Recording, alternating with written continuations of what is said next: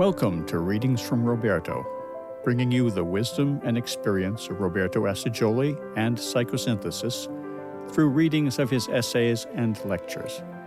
We hope you enjoy this and gain a benefit that can be shared with others.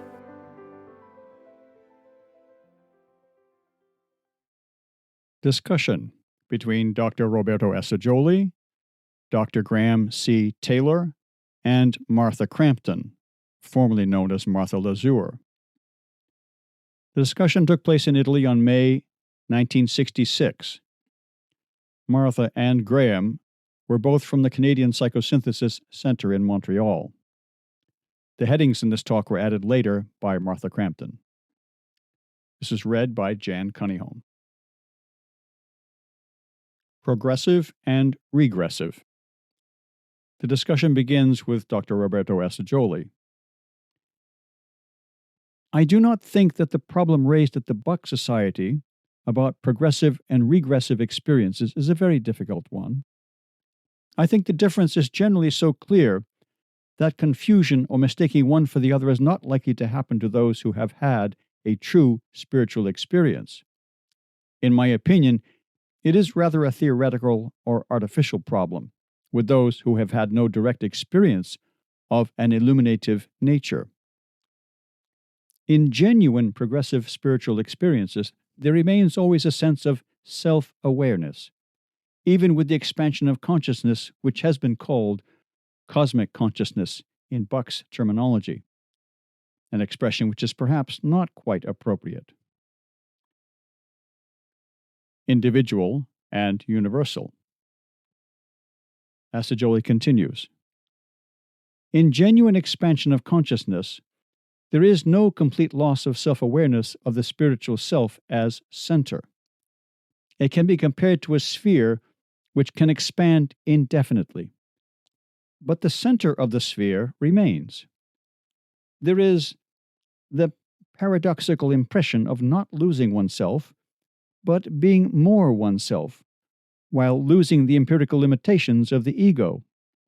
It is a synthesis of individuality and universality. The individual feels identified with the universe, but there remains some awareness that he is identified with the universe. Graham Taylor asks, there's no complete loss of awareness of the self? Assagioli answers, no loss of self-awareness. Or, in the reverse experience, when one feels that the universe, so to speak, invades us, there is a joyous sense of acceptance without any fear of losing oneself. Martha Crampton asks, what would be the difference, if any, Dr. Assagioli, between your definition of the spiritual self and Jung's definition of the self? Assagioli answers, there is a marked difference. I gave 3 lectures in Italian on Jung and psychosynthesis, in which I have dealt with this. But I can give you some points. For Jung, the self is a psychological function, a point between the conscious and the unconscious, and he doesn't attribute to it any transcendent reality. He sticks to the empirical standpoint, the agnostic standpoint, and this shows that he has not had the genuine spiritual experience of the self. If he had, he'd speak in a different way. He considers the self to be the result of a psychological process of individuation. It is not for him a living reality which is latent, but of which we can become directly experientially aware. Thus, there is a great difference between the 2 definitions. According to one, the self is a psychological concept. According to the other, it is a living reality. Even more, a living entity. The self is the subject, par excellence. Jung's self is merely psychological. The spiritual self is a transcendent, glorious reality, and one can have direct, immediate proof of it. That is, one can experience it. You know the happy expression of Bergson, les données immédiates de la conscience. This is French for the immediate data or the givens of consciousness. The awareness of red or green or blue are données immédiates de la conscience. You cannot demonstrate scientifically the existence of blue or convey it to someone who was born blind. But there is no problem in the experience of blue. There is no problem in experiences of ethical awareness or aesthetic awareness or in heroic awareness. And there is no problem and no need of proof in experience of the self. Crampton asks, what would you say Jung experienced? Answer. In his book, Dreams, Memories, and Reflections, Jung reports some interesting inner experiences, but they appear to have been mixed, psychic and spiritual.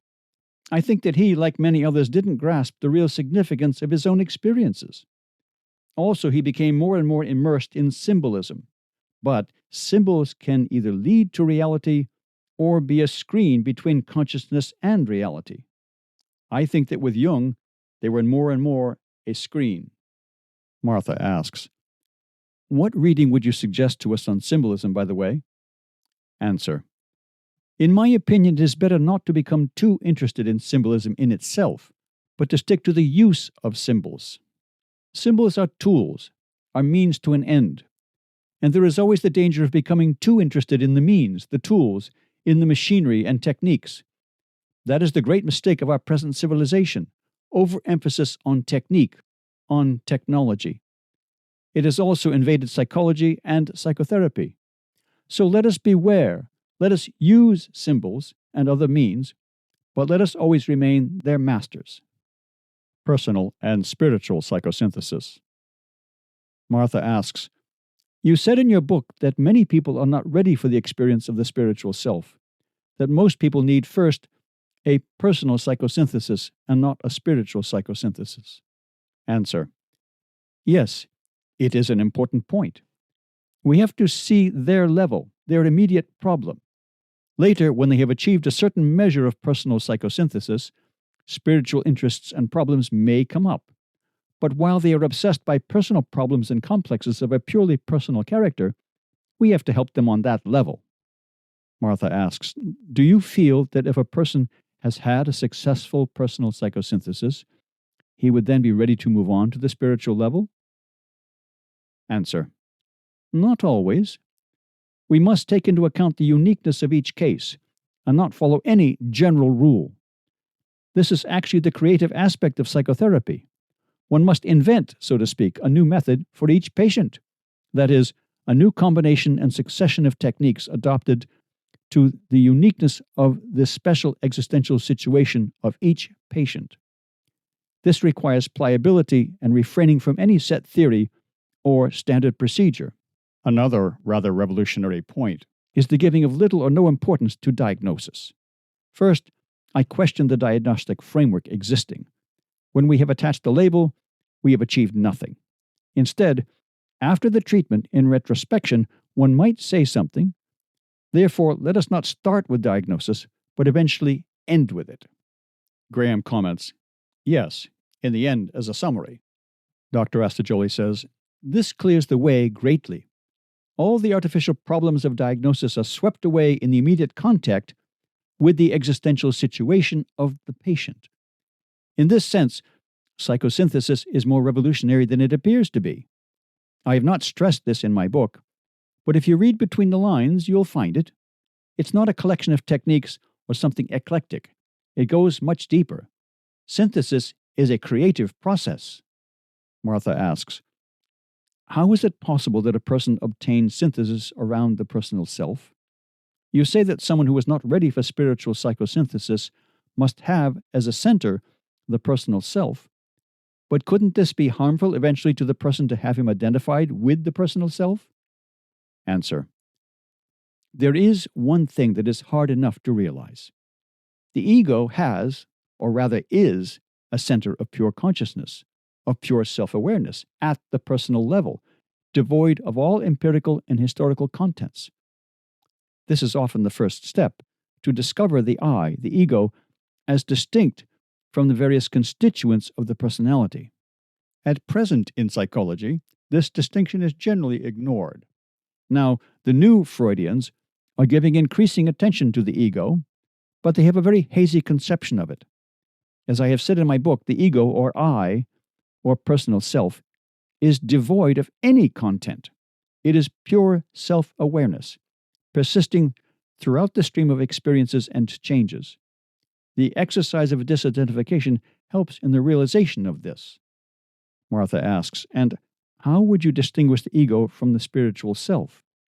Answer: there is a great difference. The personal self, or I, is self-centered. It is the awareness of oneself without any expansion of consciousness, without the joy, the love, and all the other qualities of the spiritual self. The personal self could be called neutral, but the awareness of it gives a certain sense of freedom from the ordinary attachments and identifications. Martha asks, can it really be a synthesizing center if it is so neutral?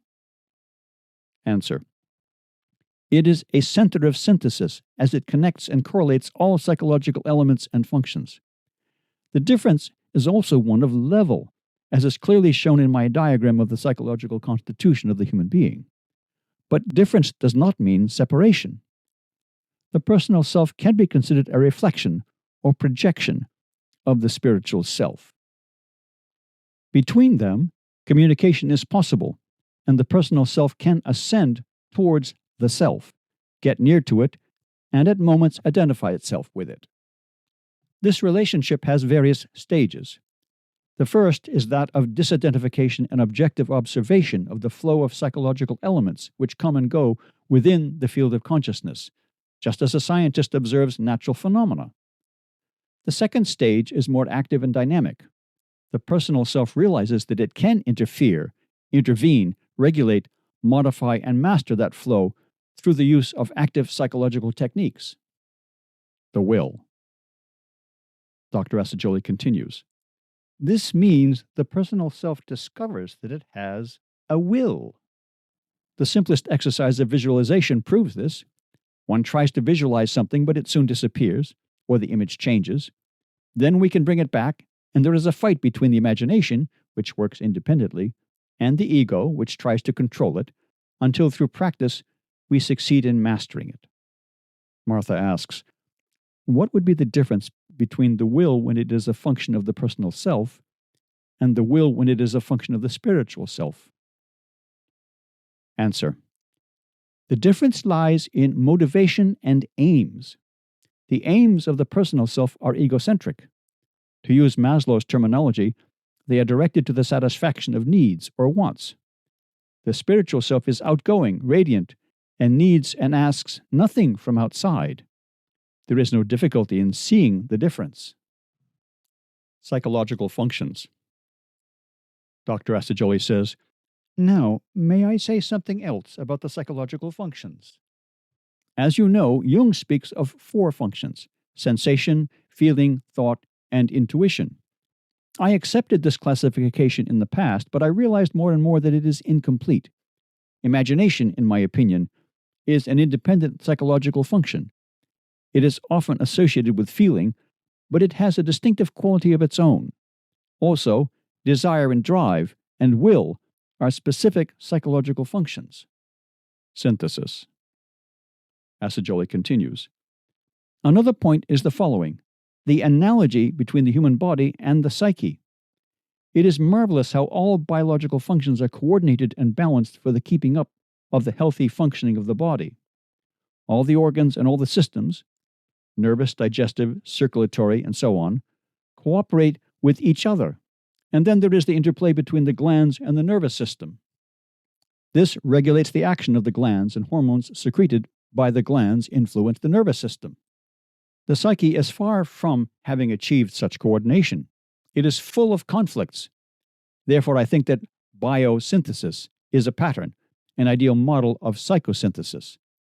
But a complete synthesis must include the body, thus its real name should be biopsychosynthesis.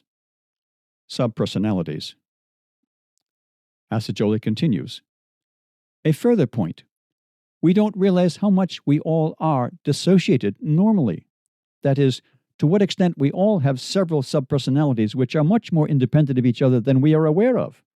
As husband and wife, son or daughter, as parent, we play different roles and are very different in each role. But we generally pass from one role to another haphazardly and without realizing how differently we behave and feel in each. One of the advantages of achieving the personal self-awareness, the consciousness of the spectator or observer previously mentioned, is to realize these differences as a first step towards the synthesis of the various subpersonalities. Personal self. Assagioli continues.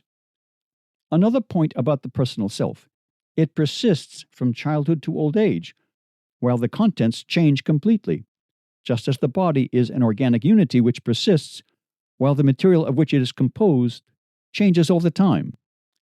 Thus, each of us remains essentially the same individual he was as a child, but practically very little of it remains, and much is added.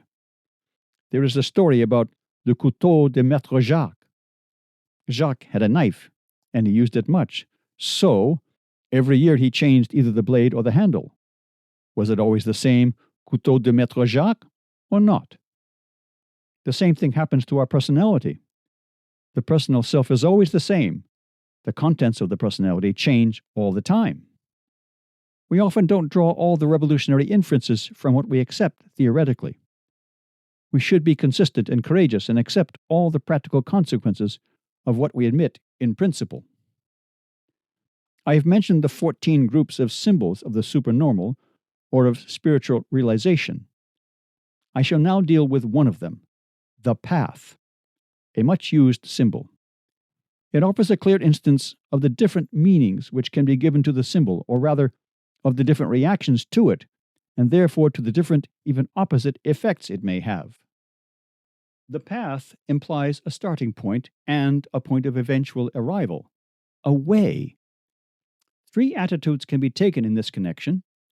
The first is the painful realization of the distance as an obstacle, and the doubt about being able to reach the goal which is seen to be too far away. This awareness of distance gives a sense of anxiety which might become a sense of desperation, of despair of ever reaching the goal. The second attitude is the opposite one. We feel the goal as something beautiful, attractive, and which will certainly sooner or later be attained. The vision of the goal is inspiring. It is like a strong magnet, attracting us to itself and helping to overcome the difficulties of the way. The third attitude, which is less noticed but very common, is not seeing further than the tip of one's boots, that is, being wholly engrossed with the present situation.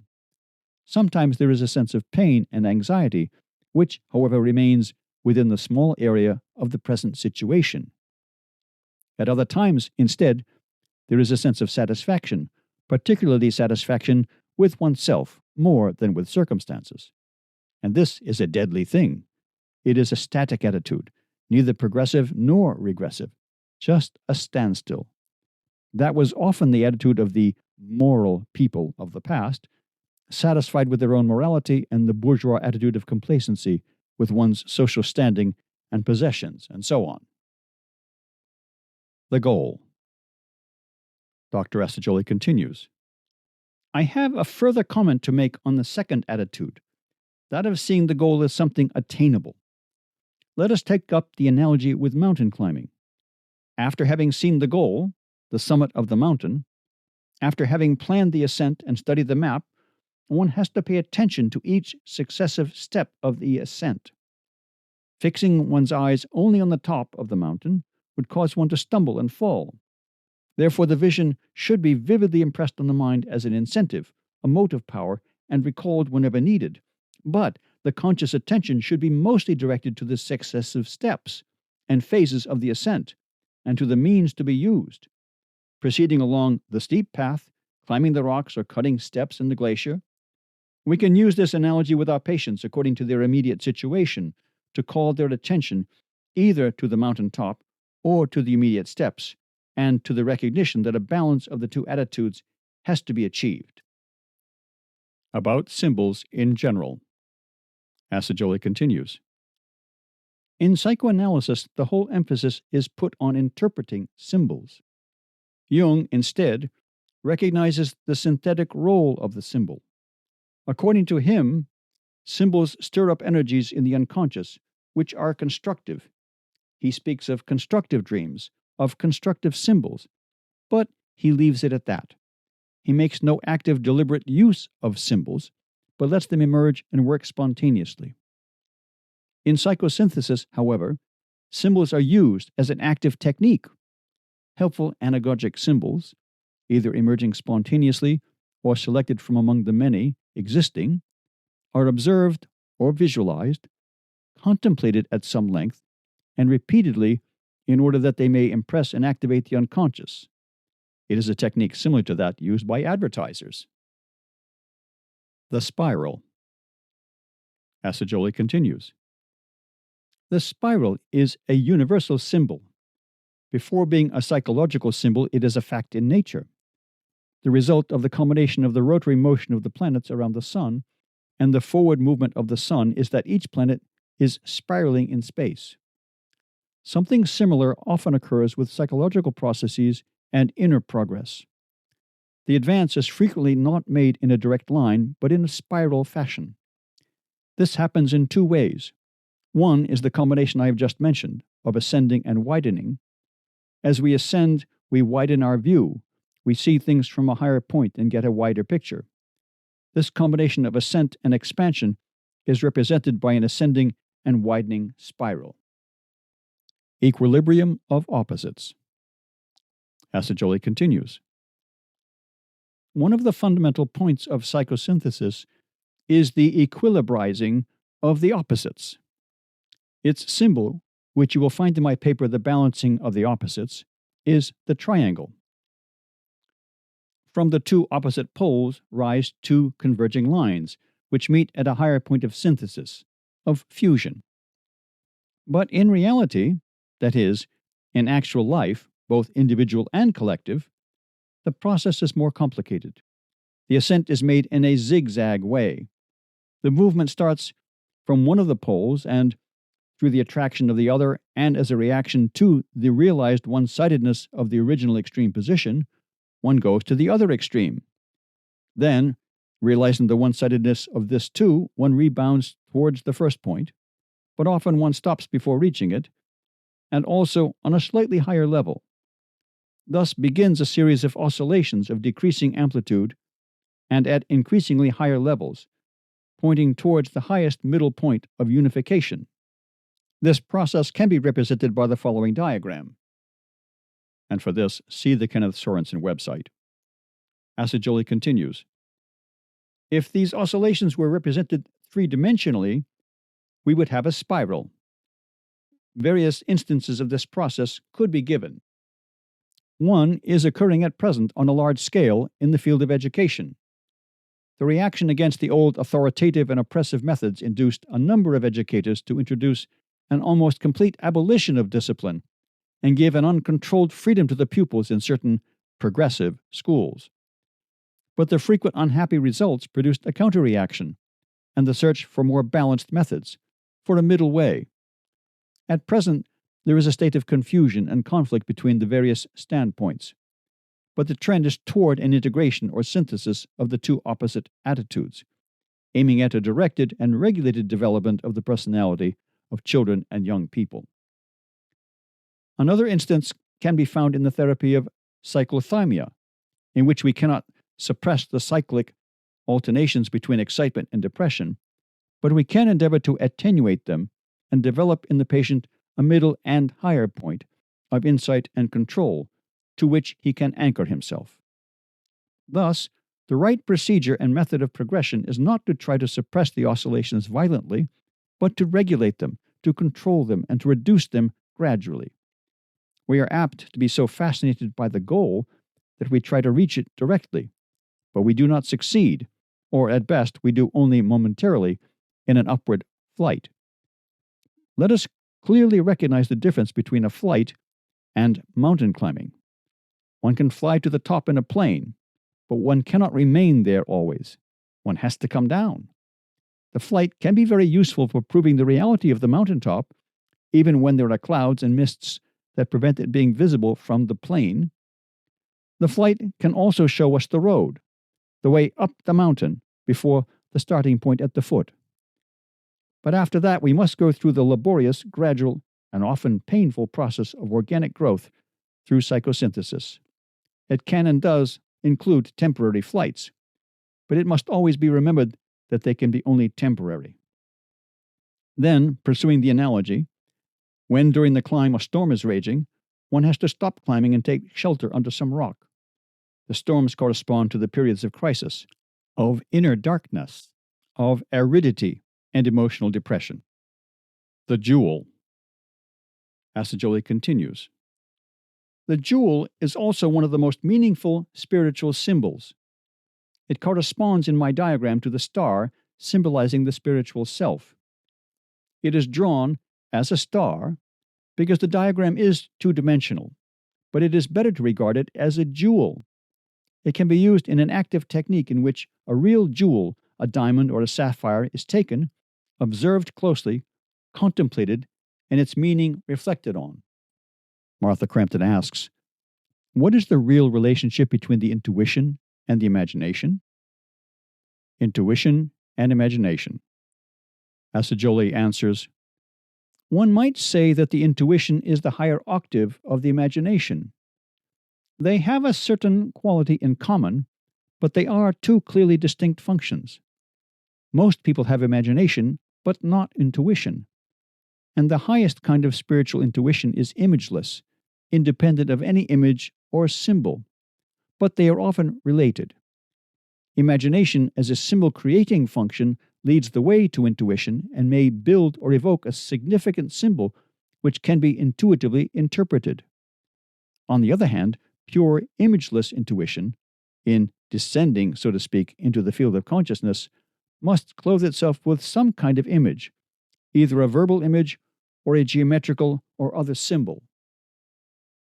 The superconscious and the spiritual self. Assagioli continues, there is an important point that needs clarification, because there is great confusion among psychologists about it.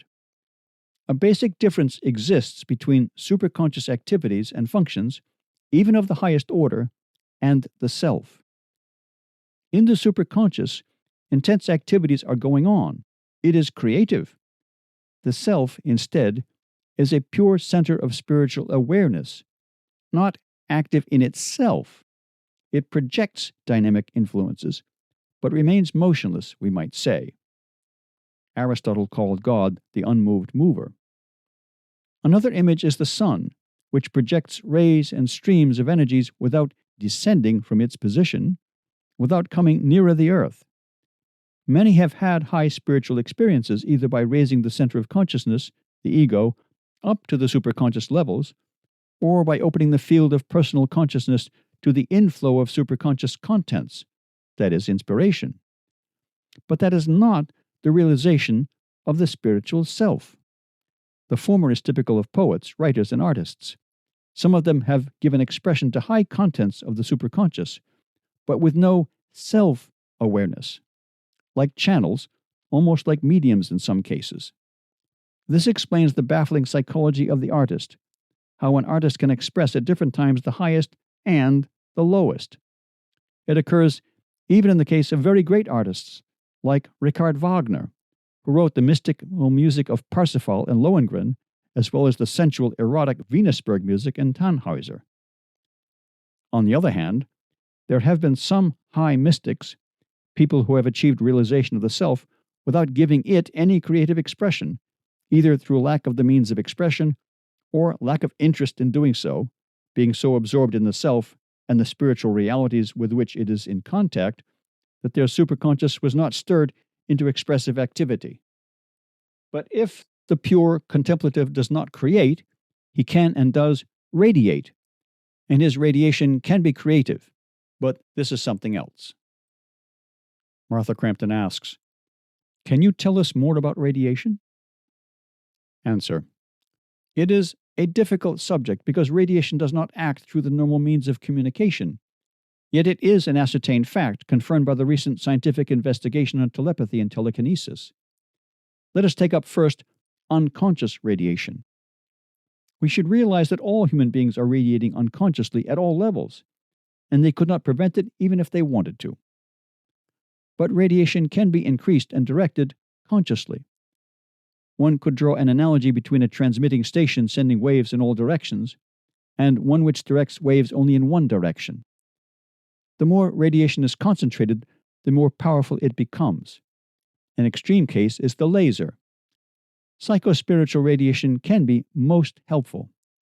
There are many reliable reports on the powerful healing and enlightening effects of the radiation emanated by highly developed spiritual beings.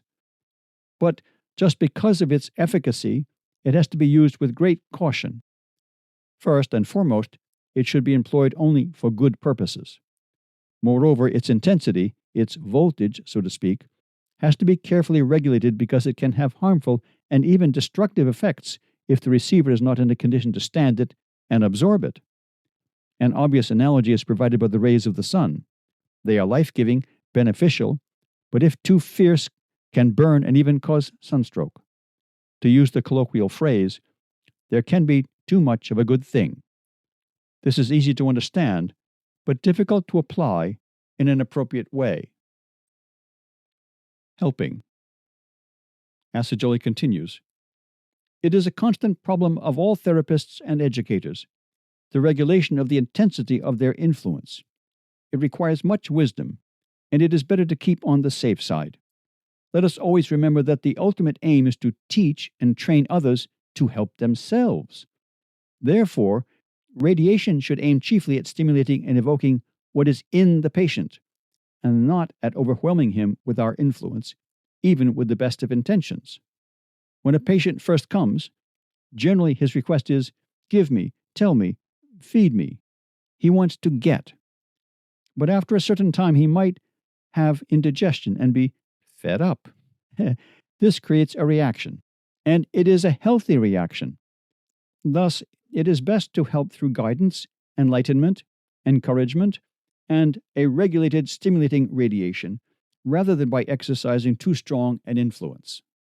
A noble temptation of the therapist and the educator is to give too much or too soon.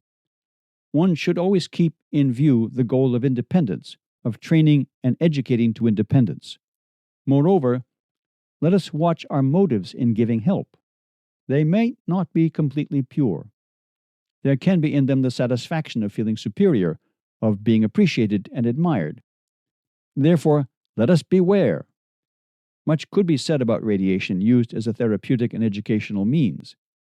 But the first thing is to be aware that one radiates, unwittingly, spontaneously, unavoidably, and then to watch carefully the effects of the radiation. Martha Crampton asks, do you feel that the radiation of light to another person can be harmful, potentially? Answer, yes. Some can't stand too much light. Either it may prove harmful, or it creates a resistance. Let us remember Plato's analog of the men in the cave, and also the blinding light which struck Saul. Let us take this into consideration in all human relations, for instance, in marriage, and in those between parents and children. Intuition. Martha Crampton asks, could you speak to us about the intuition, the different forms of the intuition? Dr. Assagioli answers, I should say that rather than different forms, we might speak of different fields of application. I think that as a function it is basically the same, only it takes different aspects according to the field in which it operates. There is mathematical intuition, scientific intuition, the intuition of the inventor or the technician, the aesthetic intuition, the philosophical intuition, the mystical intuition. Intuition as a function is beyond or above any typological difference, but it operates differently according to the psychological types. Intuition and inspiration. Martha asks, could you speak about the difference between the intuition and inspiration, or the relationship between them? Answer, they are related insofar as both establish a communication between the normal and the higher psychological levels, one might say, somewhat inaccurately, between consciousness and the superconscious. But they are different. They operate in opposite directions. Intuition means seeing into, looking and perceiving with the inner eye, generally directed upwards. Inspiration, instead, is something which descends from the superconscious into the conscious area. It is an inrush. In inspiration, the ego and the personality have a passive role. The artist is at the mercy of inspiration. He can try to elicit it, even with prayer and invocation, or with various psychological or physical stimulants. A well-known instance is the poet's invocation to the muse. The muse is a symbol of the superconscious, but the inspiration itself is active, dynamic, and creative. It impels to some kind of expression, which, as in the case of the intuition, is different according to the gifts of the individual and the field to which it is directed. Individual and universal. Assagioli continues. Coming back to the subject of the self, a point which I dealt with in my lectures on Jung and psychosynthesis is the varying proportions in the awareness of the self between the individual aspect and the universal aspect. For those who have experienced the universality of the spirit and insist on self-forgetfulness and the destruction of the ego, the star, in my diagram, is almost all outside or above the oval of the personality. Yet they could not even speak of their experience if there were not at least a point of the star remaining within. Instead, those who emphasize the solitude, the uniqueness of the self, have experienced keenly the sense of persistent, stable self-identity, not realizing the universal aspect of the self. It is advisable to try to produce alternately the experience of both aspects. There is a beautiful Sanskrit composite word, Sat Chit Ananda, which could be translated the blissful awareness of the universal, of the real. Sat is the universal reality. Chit is mind awareness, and awareness of the universal is blissful. There is also a fine mantram which says, more radiant than the sun, purer than the snow, subtler than the ether is the self, the spirit within me. I am that self am I. This poetic imagery clearly expresses the relationship between the individual and the universal. The self is the universal, but I am aware that I am that self and that the self is the essence of myself. It is well to establish this point, because there are many who assert that the undoing, the destruction, the elimination of the ego is necessary in order to have spiritual realization. Others state instead that it can be a gradual inner conquest, reaching ever higher and wider dimensions of awareness. One might say that both processes occur, but that the term destruction is misleading, because what is destroyed are the limitations and involvements of the ego, not its central core, which is a reflection of the spiritual self. Soul and personality. Martha Crampton asks, what is the relationship of the soul and the personality? Assagioli answers, the difficulty in answering this question is first of all a semantic one, due to the very different meanings in which the two words have been and are being used. The American psychologist Allport has quoted about 50 definitions of the personality. I don't know how many one could give of the soul. Therefore, one should always define clearly the meaning in which one uses these words. Let us consider the word soul. Kaiserling and other modern writers use it to indicate the emotional nature or aspect of the personality. Jung's definition of soul is, quote, a definitely demarcated function complex that is best characterized as a personality. He said that in Psychological Types, page 588. In the Christian usage, the word soul is used in a rather loose way.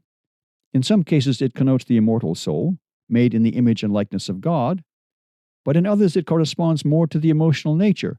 For instance, in the phrases, my soul is sad, my soul invokes God for help, and so on. Evidently, this is not the immortal soul, but the emotional part of the personality. I think your question refers to the relationship between the personality and the soul in the spiritual sense, that is, the spiritual self, the Atman, which is one with Brahman, both individual and universal. This brings us back to the ego and the self, because the human personality is characterized by the possession of self-consciousness, or in other words, the I, or ego, is the core of the personality. Now, the ego should be regarded as a projection or a reflection of the spiritual self. Therefore, essentially, it partakes of the nature of the spiritual self. But it is so much veiled by the 70,000 veils of Maya, that is, by its multiple identifications with all kinds of psychic contents, that is, sensations, drives, emotions, and thoughts, and so on, that it has lost all remembrance of its origin. Thus, we have the paradoxical situation of the personal self denying its father, its origin and source. It can also be called the paradox of duality and unity. This is the deep meaning of the old injunction, become what you are. It could be expressed in modern terms as recognize your source, your origin, the spiritual self, and unite in consciousness as much as possible with it until you achieve an increasing realization of this identity, until it becomes permanent. This is the drama of man's existential situation, the meaning and purpose of human evolution.